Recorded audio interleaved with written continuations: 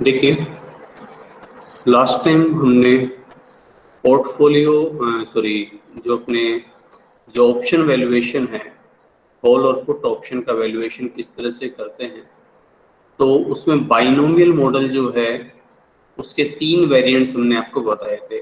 Binomial model में 3 approaches आती हैं, ठीक है। बाइनोमियल अप्रोच या बाइनोमियल मॉडल, उसकी 3 अप्रोचेज हमने समझी थी जो होती है। एक रिस्क न्यूट्रल प्रोबेबिलिटी अप्रोच, ये हम कर चुके हैं अच्छे से। Risk neutral probability method. दूसरी डेल्टा हेजिंग होती है, उस पर बाद में आएंगे। Delta hedging. और तीसरी जो आज हम करने जा रहे हैं, पोर्टफोलियो रेप्लिकेटिंग मेथड। जो आपका आगे ब्लैक स्कूल मॉडल आएगा वो काफी हद तक इस पर बेस्ड है। तो पोर्टफोलियो रेप्लिकेटिंग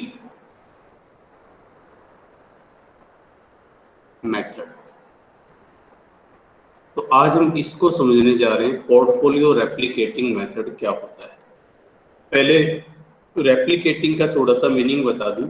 रेप्लिकेटिंग का मतलब होता है एक तरह से उसकी प्रतिकृति बनाना, ठीक है। एक तरह से मतलब कह लीजिए कि उसके जैसा उसका रूप बनाना एक तरह से। हिंदी अगर मैं इसकी प्रॉपर करूं तो इसको बोलते हैं प्रतिकृति, यानी कि उसके जैसा ही, किसी एक चीज जैसी ही दूसरी बनाना। मान लीजिए मैं कहूँ कि 2 तरह के पोर्टफोलियो तैयार करो जो बिल्कुल सेम हो, देखने में बेशक अलग अलग नजर आए लेकिन उनका रिटर्न और रिस्क बिल्कुल सेम हो, ठीक है। देखने में कॉम्बिनेशन अलग अलग नजर आए, ठीक है। अब मैं इस पर जाऊं इससे पहले आपको एक चीज समझनी पड़ेगी, वो इन दोनों मेथड में आएगा, डेल्टा हेजिंग में भी और पोर्टफोलियो रेप्लिकेटिंग में भी। और ये मैं आपको कई बार बता चुका हूं कि तीनों ही मेथड से जो रिजल्ट आता है वो सेम आता है। ऐसा नहीं कि कॉल ऑप्शन की वैल्यू वहां से कुछ अलग आ जाएगी, दूसरे से कुछ अलग आ जाएगी, पुट ऑप्शन की वैल्यू में कुछ फर्क आ जाएगा, ऐसा नहीं है।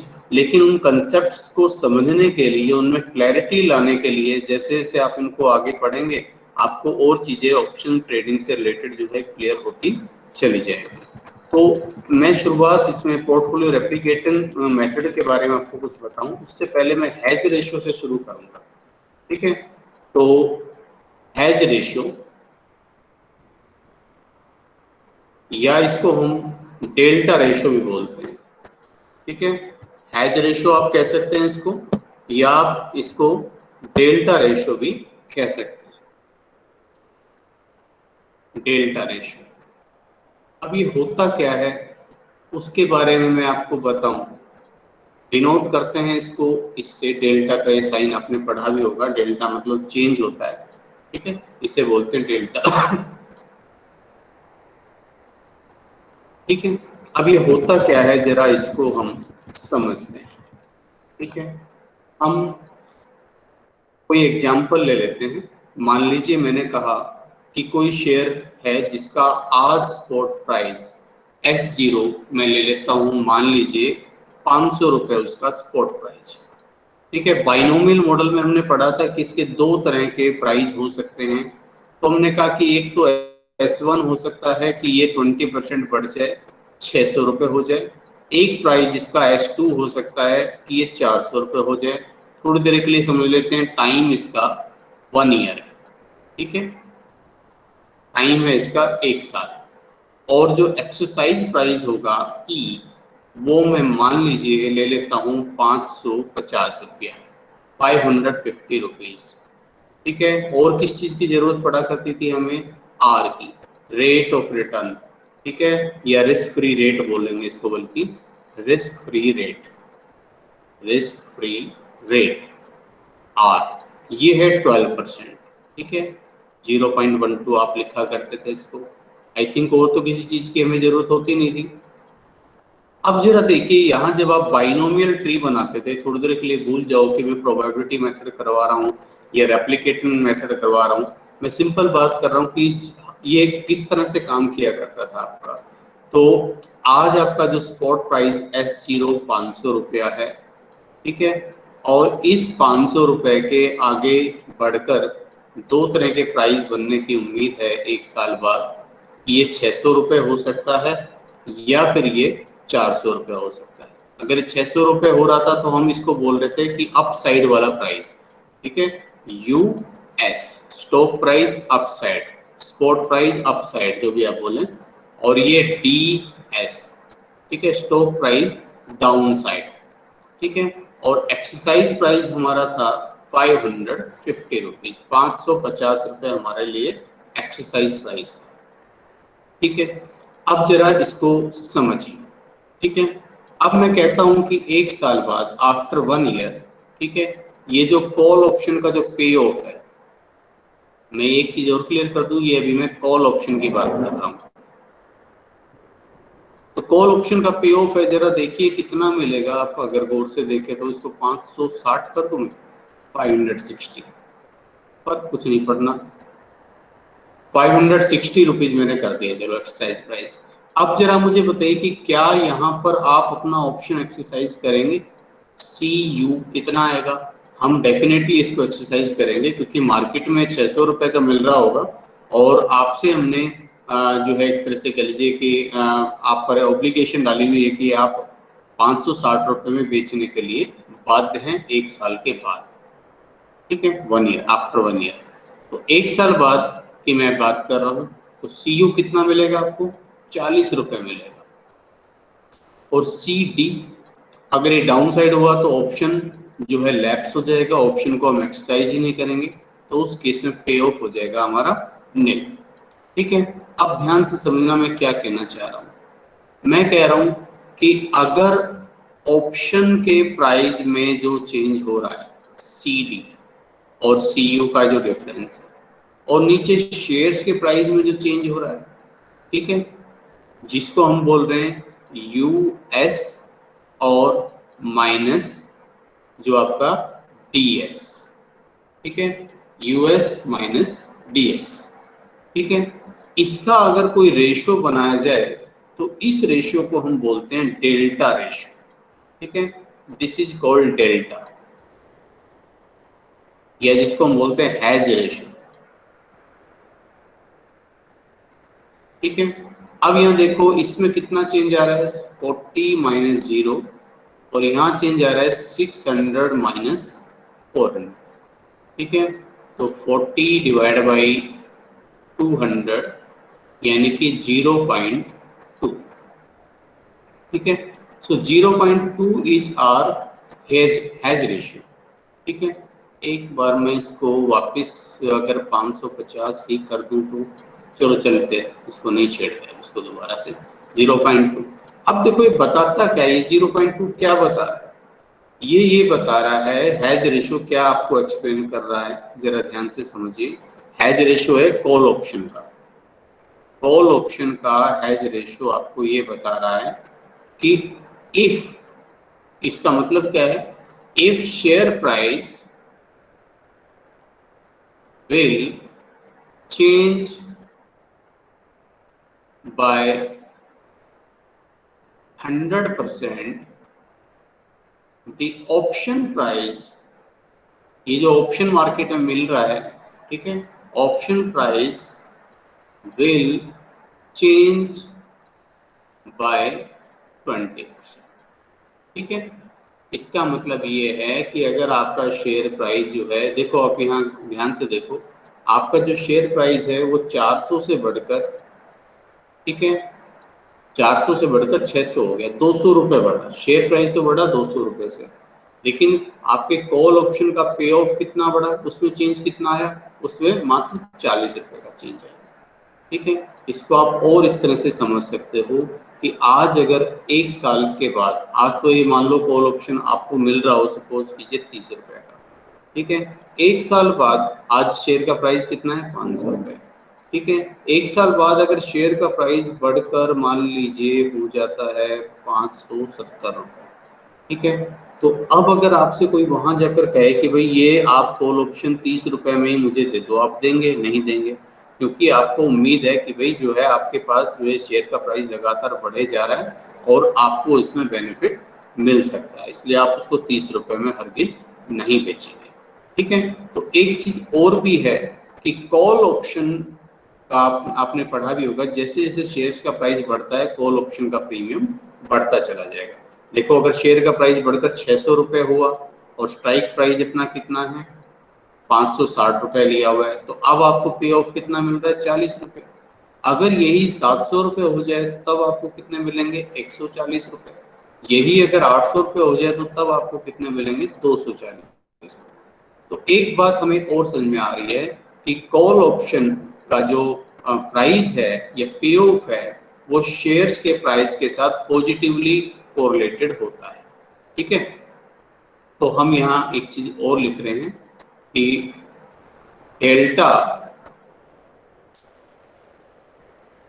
डेल्टा फॉर कॉल ऑप्शन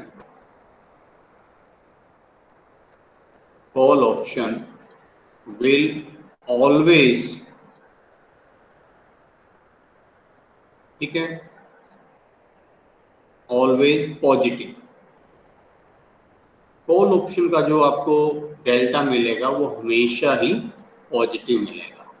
ठीक है, और इसकी रेंज कहां से कहां तक मिलेगी? रेंज मिलेगी 0 से 1। 0 से कम नहीं हो सकता, माइनस में जा नहीं सकता ये। ठीक है, क्योंकि ऐसा नहीं हो सकता कि शेयर्स का प्राइस तो बढ़ रहा हो और आपके इस ऑप्शन का प्राइस गिर जाए, ऐसा नहीं होगा। ज्यादा से ज्यादा ये हो सकता है कि शेयर्स का प्राइस तो भाई 500 से बढ़कर 550 हो जाए, लेकिन आपका वो कॉल ऑप्शन अगर अभी 30 रुपए में मिल रहा था तो आगे भी आपको 30 रुपए में ही मिलता है, ऐसा जरूर हो सकता है। तो अगर इस तरह से कोई चीज नहीं हो रहा तो हम उसको बोलेंगे कि मेरा जो डेल्टा है वो है 0। ठीक है, और ज्यादा से ज्यादा इतना हो सकता है कि 500 से बढ़कर 550 हो गया, 50 रुपए यहाँ बढ़े और 50 रुपए यहाँ बढ़ जाए, 30 से बढ़कर ये भी 80 रुपए हो जाए, 50 रुपए ही ये बढ़ जाए। इससे ज्यादा तो हो ही नहीं सकता कि 500 से बढ़कर 550। अब 50 रुपए से ज्यादा फायदे का तो पैसे मैं आपको नहीं दे सकता ना कि 30 से 80 हो गया मैं इसको 90 रुपए में खरीदूं। तो 50 रुपए कमाने के लिए आपको 60 रुपए तो मैं नहीं दे सकता ना। तो ज्यादा से ज्यादा 50 रुपए कमाने के लिए 50 रुपए ही दिए जा सकते हैं। तो इसलिए इसकी रेंज हमेशा 0 से 1 के रूप में के बीच में होगी। तो पहले आप ये हेजिंग के कंसेप्ट, ये डेल्टा के कंसेप्ट समझ लो, उसके बाद फिर हम अभी उस पर चल रहे हैं। ठीक है, तो आई थिंक ये बात समझ में आ रही होगी। ठीक है, तो ये होता है हेजिंग। अब ये हेजिंग एक दूसरी बात और बता रहा है,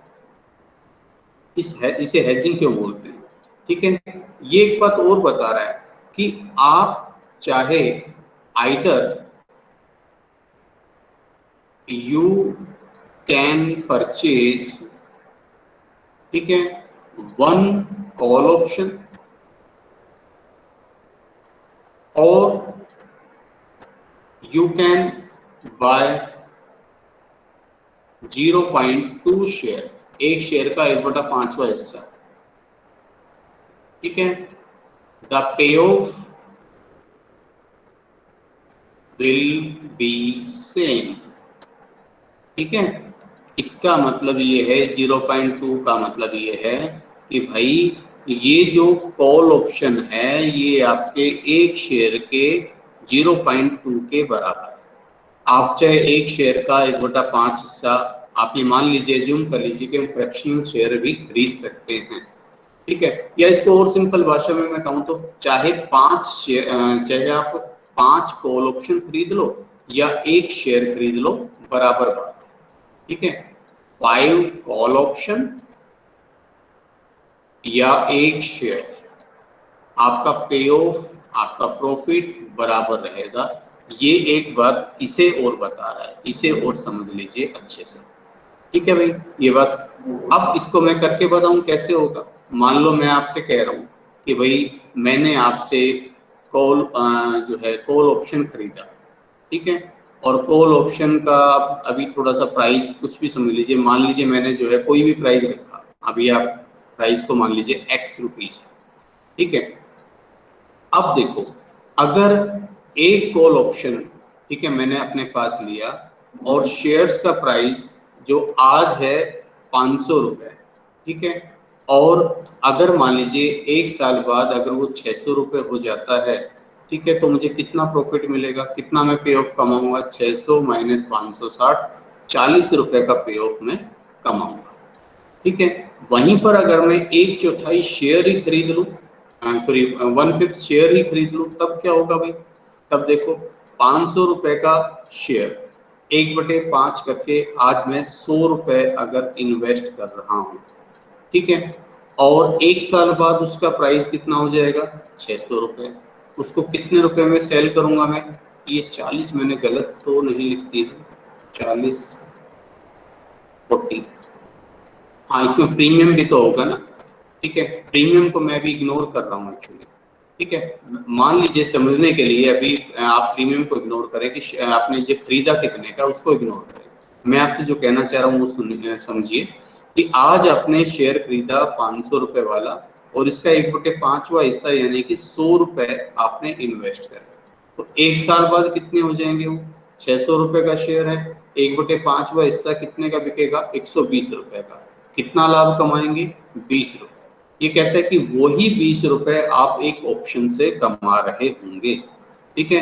मान लो आज आपको एक ऑप्शन 20 रुपए का मिल रहा हो, 20 रुपए प्रीमियम पर मिल रहा हो, तो 1 साल बाद क्या हो जाएगा भाई? 560 और 600 का अगर आप डिफरेंस करेंगे तो आपके पास कितना रुपया हो जाएगा? आपके पास 40 रुपए होंगे। 20 रुपए प्रीमियम के आपने लेस किए तो 20 रुपए आपके पास नेट बेनिफिट बच जाएगा, ठीक है।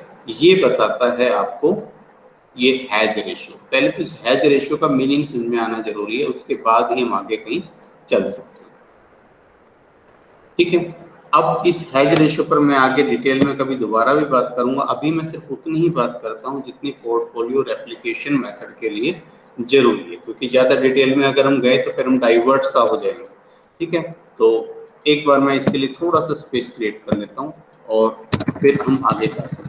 तो अब आपको हैज रेशियो तो आई थिंक क्लियर हो गया होगा, समझ में आ गया होगा, इसमें तो कोई दिक्कत है ही नहीं, ठीक है। तो अब हम बात कर रहे हैं पोर्टफोलियो रेप्लिकेशन मेथड किस तरह से काम करता है। Portfolio replication method. अब देखो, रेप्लिकेशन का मैंने आपको मतलब बताया प्रतिकृति करना, एक तरह से उसके जैसा एक चीज तैयार करना। तो पोर्टफोलियो रेप्लिकेशन का मतलब ऑप्शन की जगह कितना शेयर ले लूं, मैं अपना शेयर्स का एक कॉम्बिनेशन ऐसा बनाना चाहता हूं जिसका रिटर्न मुझे ऑप्शन के बराबर ही मिलता हो। मेरी बात समझ में आ रही? मैंने अभी आपको इस एग्जांपल से बताया कि मान लो 100 रुपए का शेयर आप खरीदेंगे 1/5वां हिस्सा, या मान लो 20 रुपए का आप ऑप्शन खरीद लें, बात एक ही है। 1 साल बाद आपको इस पर भी 20 रुपए मिलेंगे क्योंकि शेयर का प्राइस 120 हो जाएगा, और इस पर भी 20 रुपए मिलेंगे क्योंकि आपका एक्सरसाइज प्राइस और उसका जो डिफरेंस है वो 40 रुपए आएगा। 40 में से 20 रुपए आप दे चुके हो तो 20 रुपए आपका नेट पे ऑफ हो जाएगा, ठीक है। ये मैंने आपको बताया। तो पोर्टफोलियो रेप्लिकेशन का मतलब है कि उस ऑप्शन का अल्टरनेट, उस ऑप्शन की बजाय, उस ऑप्शन के विकल्प के रूप में कोई एक नया इस तरह का पोर्टफोलियो आप तैयार करा लें, ठीक है, जिससे कि आपको मिलने वाला रिटर्न उतना ही हो जाए, बराबर हो जाए, बिल्कुल, ठीक है। तो ये काम हम यहाँ पर करेंगे, ठीक। अब लेकिन एक चीज और समझने लायक है, वो ये कि इस पोर्टफोलियो रेप्लिकेशन मेथड की मतलब इसमें हमें और आगे जो करना है वो ये समझो। अब आप में से कोई ये क्वेश्चन कर सकता है कि सर देखो 20 रुपए कमा रहे हैं यहाँ पर भी, 20 रुपए कमा रहे हैं यहाँ पर भी, लेकिन एक चीज का डिफरेंस है, यहाँ 20 रुपए कमाने के लिए आपको 100 रुपए इन्वेस्ट करने पड़ रहे हैं और यहाँ 20 रुपए कमाने के लिए आपको मात्र 20 रुपए इन्वेस्ट करने पड़ रहे हैं। तो ये दोनों बराबर कैसे हो सकते हैं? ये दोनों बराबर नहीं हो सकते, ठीक है। तो बस वही चीज हमें अभी आपको बतानी है, वही चीज हमें समझानी है। हम कहेंगे कि भाई जितना ये जो एक्सेस आ रहा है ना, जितना ये जो डिफरेंस आ रहा है, उस डिफरेंस के बराबर हम आपको लोन दिलवा देंगे। ठीक वैसे ही जैसे कभी कैपिटल स्ट्रक्चर थ्योरी में आप आर्बिट्रेज प्रोसेस में करते थे, लोन लिया करते थे, इसी तरह से हम आपको रिस्क फ्री रेट पर लोन प्रोवाइड करवा देंगे और उस लोन से आप जो है मतलब उसकी जो है 1 साल बाद आप पेमेंट कर देंगे और कुल मिलाकर अल्टीमेट जो आपका जो रिटर्न मिलने वाला होगा वो सब का यूं एज इट इज बराबर हो जाएगा, ठीक है। तो इसके आप स्टेप्स बाय स्टेप आप काम करें, समझने अभी काम करवा रहा हूँ मैं साथ साथ, और जो है इसको एक्सप्लेन भी कर रहा हूँ। तो स्टेप 1, सबसे पहला स्टेप होगा इसका कंप्यूट हैज रेशियो। सबसे पहले तो आप इसका हैज रेशियो निकालो, ठीक है। फिर स्टेप 2 है कि आप बोरोइंग निकालें कि कितना फंड्स हमें बोरो करना पड़ेगा, बोरोइंग अमाउंट। और स्टेप 3, तीसरे स्टेप में आपको मिल जाएगा प्राइस ऑफ कॉल ऑप्शन। बस ये इतना सा ही है। अब जरा ये होता कैसे है वो मैं आपको बताने जा रहा हूँ, समझाने जा रहा हूँ, ठीक है। तो सबसे पहले मैं बात करता हूँ फर्स्ट स्टेप, स्टेप 1। स्टेप 1 में आपको क्या करना है, आपको निकालना है हैज रेशियो। अब मैं क्वेश्चन बदलने के बजाय वही क्वेश्चन ले लेता हूँ जो मैंने अभी ऊपर लिया था, वहीं से मैं शुरू कर रहा हूँ, ठीक है। ये फिगर्स तो मैंने लिखी दी थी सारी, तो यही एज इट इज क्वेश्चन में ले रहा हूँ। तो हैज रेशियो हो जाएगा आपका, ठीक है। हैज रेशियो जिसको आप डेल्टा से डिनोट करेंगे, डेल्टा इज इक्वल टू हो जाएगा कि upside share price, down side share price, ठीक है, divided by C U minus C D, ठीक है। तो ये आप फाइंड आउट करें कितना आता है। अपसाइड में ये हमने कंप्यूट किया हुआ है वैसे ऑलरेडी, ये उल्टा लिख दिया मैंने, sorry, C U minus C D divide by U S minus D S, ठीक है।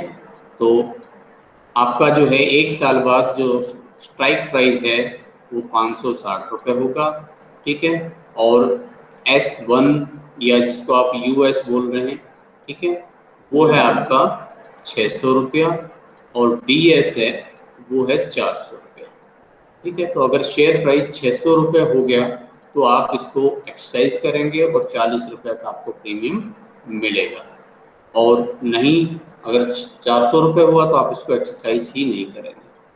डिवाइड बाई 600 माइनस 400, तो ये 0.2 अपना हैज रेशियो आ रहा था, मैं ऊपर फाइंड आउट भी कर लिया था, इसको मैंने एक्सप्लेन भी किया। अब स्टेप 2 मैं एक्सप्लेन बाद में करूंगा, पहले आप देख लें कि इसमें है क्या, ताकि मन से दुविधाएं निकल जाए कि करते कैसे। इसमें निकालेंगे आप बोरोइंग अमाउंट, बोरोइंग अमाउंट के अमाउंट बोरो कितना करना है इसको हम डिनोट करेंगे बी से, कैपिटल बी से। और बोरोइंग अमाउंट होता है delta multiply upside share price minus call option upside divided by R, या दोनों में से कोई सा कर लो, delta multiply down side share price, यहाँ अप वाले ले लो दोनों, चाहे डाउन वाले ले लो, माइनस कॉल ऑप्शन का डाउन साइड में जो पे आउट होगा वो, और डिवाइड बाई हाफ, ठीक है। अब जैसे इसी क्वेश्चन में मुझे करना हो तो मैं क्या करूँगा, पहले आर और निकाल लें। स्मॉल आर कितना था अपना, स्मॉल आर था 12%, 0.12, और टाइम है 1 साल का ही, तो ठीक है, इसको चेंज करने की जरूरत नहीं, आर हो जाएगा 1.12, ठीक है। तो बी इक्वल टू कितना हो जाएगा, डेल्टा यानी कि 0.2 मल्टीप्लाई 600 रुपये माइनस कॉल ऑप्शन। हाँ बेटा, सर आर का, बड़े आर का क्या मीनिंग है? बेटा बड़ा आर सिर्फ एक नोटेशन बना लिया है, जिससे हमें यहाँ हम निकालते प्रेजेंट वैल्यू निकालते हैं ना, तो प्रेजेंट वैल्यू निकालने के लिए हमें किस चीज से डिवाइड करना पड़ता है। जैसे मान लो आप पी फैक्टर निकाला करते थे तो 1 डिवाइडेड बाय 1 प्लस के नहीं करते थे, पावर टी करते थे, इसी से तो पी फैक्टर बनते थे, ठीक है ना। अब यहाँ के की जगह समझ लो आ गया है आर, के की जगह आर, ठीक है, वही रेट है रिस्क फ्री रेट, और टाइम आपका 1 साल है, ठीक है। तो यहाँ मुझे लिखने की जरूरत नहीं, तो मैं 1 डिवाइडेड बाय 1 प्लस आर कर रहा हूँ, 1 प्लस आर है ये, ठीक है, उस 1 प्लस आर को इकट्ठा करने के लिए मैंने कैपिटल आर टर्म यूज करा है। कैपिटल आर का मतलब 1 प्लस स्मॉल आर, ताकि मैं सीधा ही इसे डिवाइड करूं तो सीधे ही प्रेजेंट वैल्यू निकल आए। ठीक है, तो ये जी इसका मीनिंग, इसीलिए इसको हम प्रेजेंट वैल्यू का फैक्टर बोल सकते हैं। प्रेजेंट वैल्यू फैक्टर, डिस्काउंटिंग के लिए जो रेट है वो हम इसको बोल सकते हैं, प्रेजेंट वैल्यू फैक्टर आप कह दीजिए इसको। ठीक है, तो 0.2 मल्टीप्लाई 600 और कॉल ऑप्शन का आपका जो पे ऑफ कितना आ रहा था 40। ठीक है, क्लियर हो गया ना, ये समझ में आ गया। Divided by 1.12। ठीक है, इससे करो देखो कितना आता है। 600 मल्टीप्लाई 0.2 कितना हो जाएगा ये 120। 120 में से 40 गया 80। 80 को 1.12 से डिवाइड कर दो, 80 डिवाइडेड बाय 1.12, ठीक है 71.43। इतने रुपए की हमें बोरोइंग लेने की जरूरत है। आप देखो दूसरे तरीके से इधर से निकालोगे तब भी सेम आना चाहिए।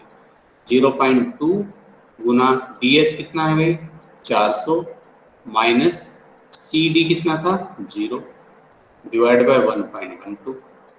ठीक है, ये कितना आएगा देखो 80। 80 माइनस 0 80। 80 को आप डिवाइड कर दो 1.12 से तो 71.43। ठीक है, इतने रुपए की आपको बोरिंग लेनी चाहिए। मैं भी क्लियर करूंगा ये सब चीजें हम क्या कर रहे हैं, क्यों कर रहे हैं। पहले आप एक बार देख लो ऑप्शन का प्राइस निकालते कैसे। अब स्टेप 3, स्टेप 3 है कॉल ऑप्शन प्राइस या theoretical price of call option, C जिसको बोलते हैं। ठीक है, और सी कैसे निकालते हैं। सी होता है आपका स्टॉक प्राइस, आज वाला स्टॉक प्राइस एसजी। ठीक है, मल्टीप्लाई करो डेल्टा से, माइनस कर दो बोरोइंग। तो आज स्टॉक प्राइस कितना है, आज तो शेयर 500 रुपए का बिक रहा था ना, 500 और मल्टीप्लाई 0.2। ठीक है, माइनस बोरोइंग हो गई 71.43।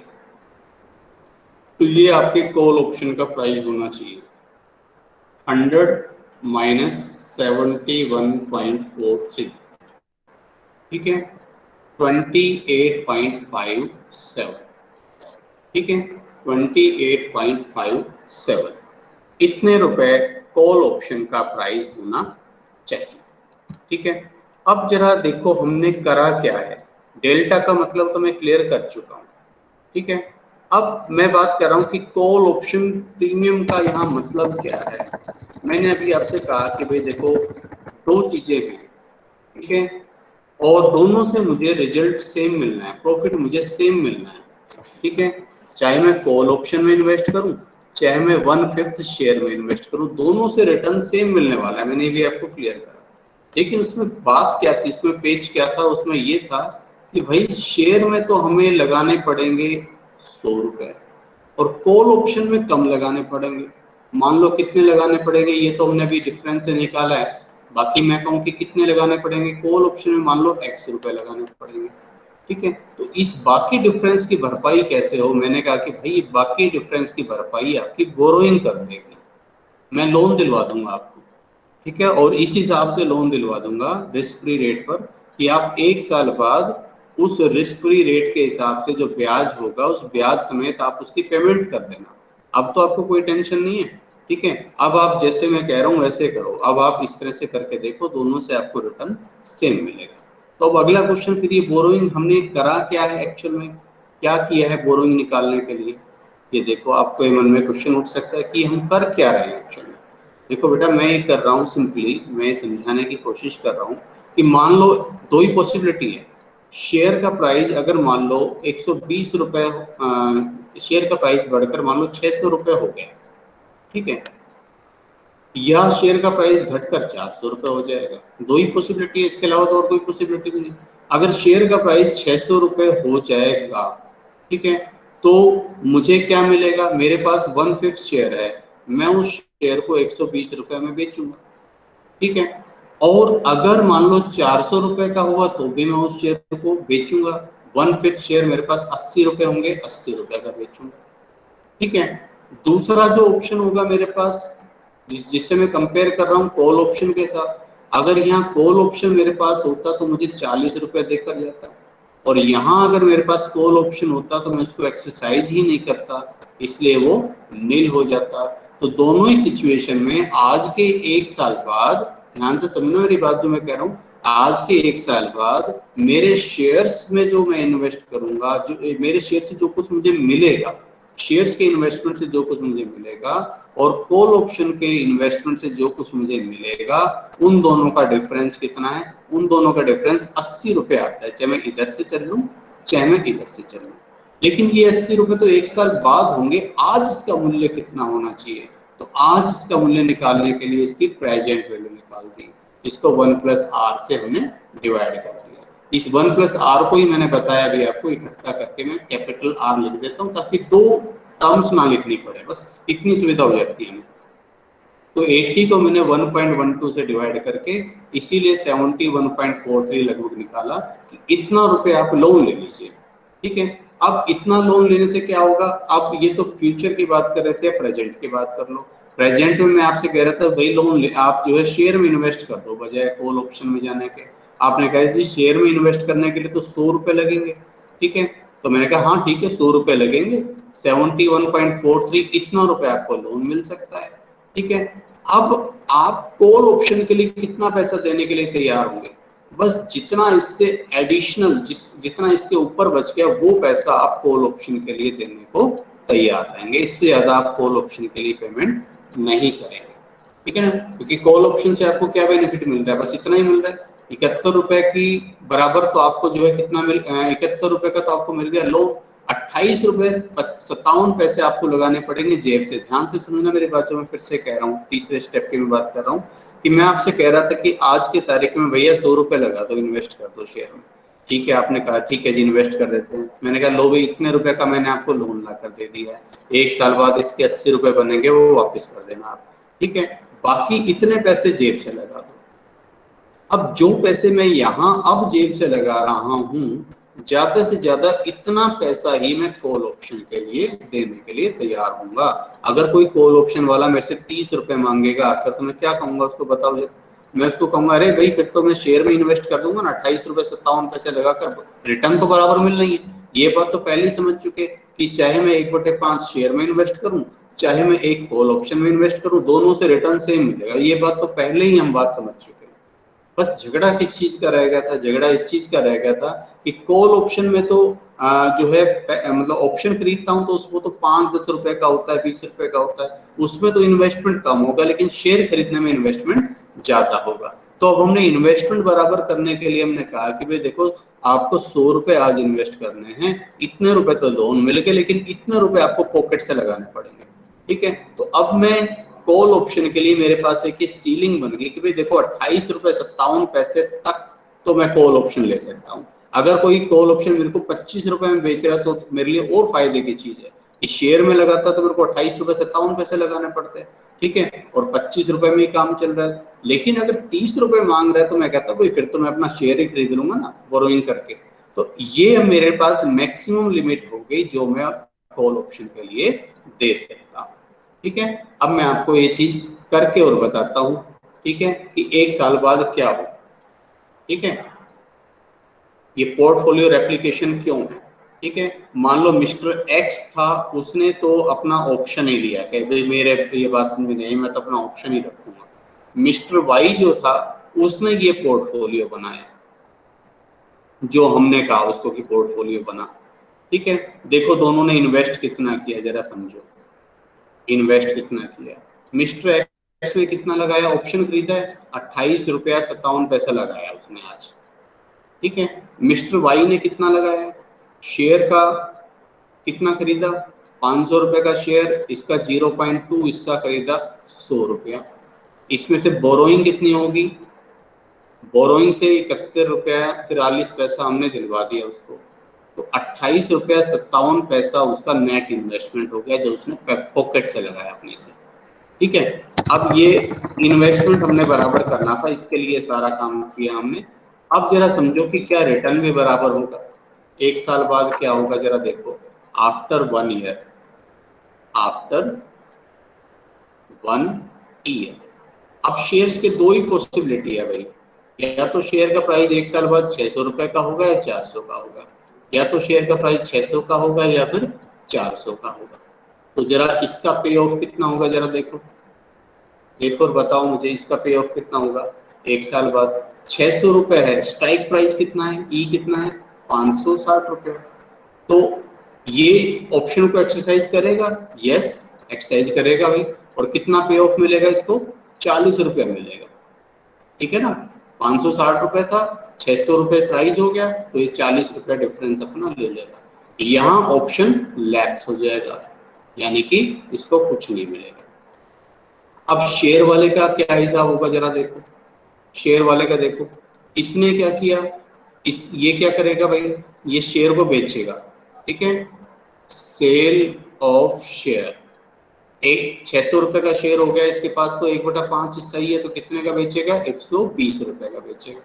और ये कितने रुपए का बेचेगा, ये 80 रुपए का बेचेगा। 80 का कैसे, 400 रुपए शेयर का प्राइस हो गया, ठीक है। 1/5 ऑफ 400, 1/5 ऑफ 600, तो ये 120 का बेच पाएगा, ये 80 रुपए का बेच पाएगा, ठीक है। इसमें से अब इसने लोन लिया हुआ है, लोन की रिपेमेंट करेगा।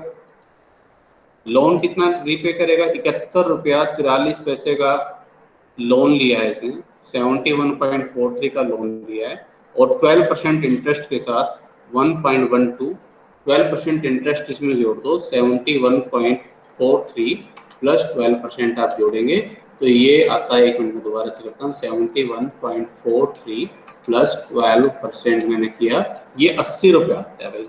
80 रुपये के ये लोन की रीपेमेंट कर देगा। क्या मिला इसको, यहाँ 40 रुपये मिले, यहाँ नहीं मिला।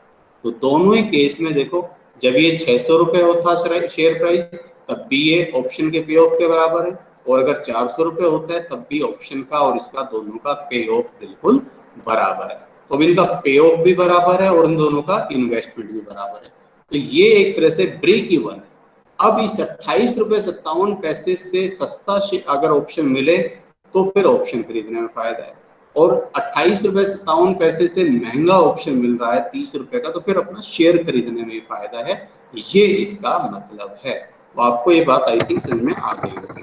अब एक चीज मैं और बताऊं, ठीक है, क्योंकि मैं आपसे बार बार कह रहा हूं कि भाई किसी भी तरीके से करो रिजल्ट सेम आएगा, तो जरा मैं ये और बता दूं कि क्या दूसरा तरीका जो हम अपने प्रोबेबिलिटी वाला मेथड जो हम चल रहे हैं, क्या उससे भी रिजल्ट यही आता, आइए करके देखते हैं। एग्जाम में अगर सिर्फ बाइनोमियल लिखा हुआ हो तो आपको कोई नहीं रोकेगा, आपका जैसा मन करे उससे करो, लेकिन आने चाहिए दोनों। तो अब यहाँ देखो r minus D, C minus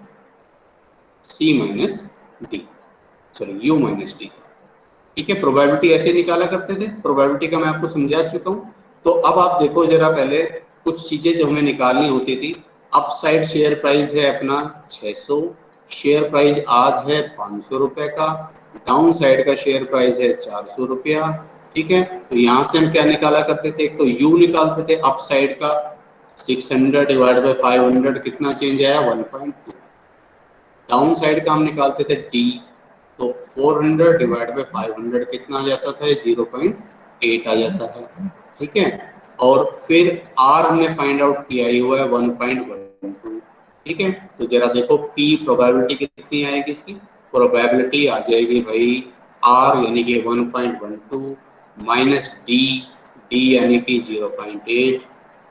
I think ये क्वेश्चन मैंने करवाया भी था, सेम यही क्वेश्चन लिया था। और अप साइड में 1.2 माइनस 0.8, ठीक है।